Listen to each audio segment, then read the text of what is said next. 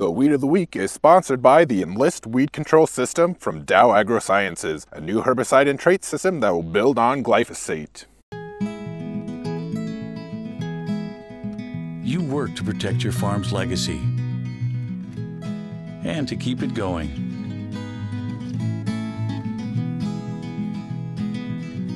Introducing the Enlist Weed Control System, an advanced herbicide and trait system that will build on glyphosate for exceptional control of tough weeds. The next chapter begins.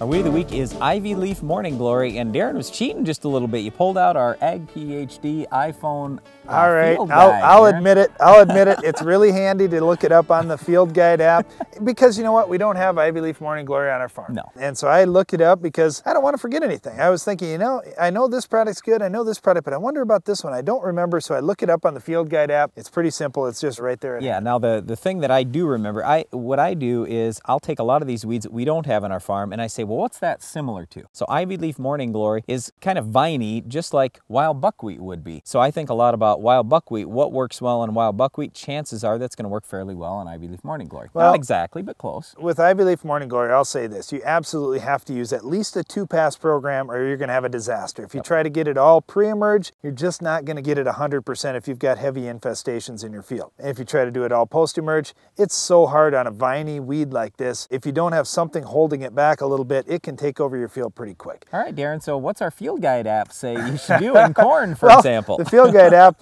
we go into some pretty good detail on there with a lot of different products. And you know what? It varies depending on where you're at in the country. Like in corn, for example, I really like SureStart and TripleFlex in our area. They work really nice. They aren't 100% on Ivyleaf Morningglory, but they're pretty good. And then post-emerge, the best choice by far is using Status. Now, many guys say, okay, well, I'm going to put in just a low rate with my Roundup. No, that's not going to do it for you. You need to go full rate of Status, and you can still put some Roundup or Liberty out there too if you need to, but you have to use a full rate of Status if you have Ivyleaf Morningglory. Yeah, so one last thing, Brian, is atrazine. You could use atrazine either pre or post. We greatly prefer it post-emerge. You can use about a ½ pound with the Status. It works great. All right, soybeans, we want you to start with one of the Authority products down. If it was me, I'd probably start with Authority MTZ. That way I save my first rate for some post-emerge weeds that's good on. I save my Pursuit post-emerge where it could have some activity on Ivyleaf Morningglory. And you could also throw in some Cadet for a little kicker on those post-emerge treatments. That works well. But what's best post-emerge in soybeans? Well, post-emerge Classic and Synchrony are probably the best, but it depends on your soil pH, so you have to watch the label on those products. Okay, and finally wheat, what we would suggest is do Sharpen as a burn down, follow up with Wide Match and Addition Broad Spec post-emerge, and that should take care of any Ivyleaf Morningglory you've got in wheat. That's all the time we have for this week's Weed of the Week, Ivyleaf Morningglory, but Iron Talk is coming up next.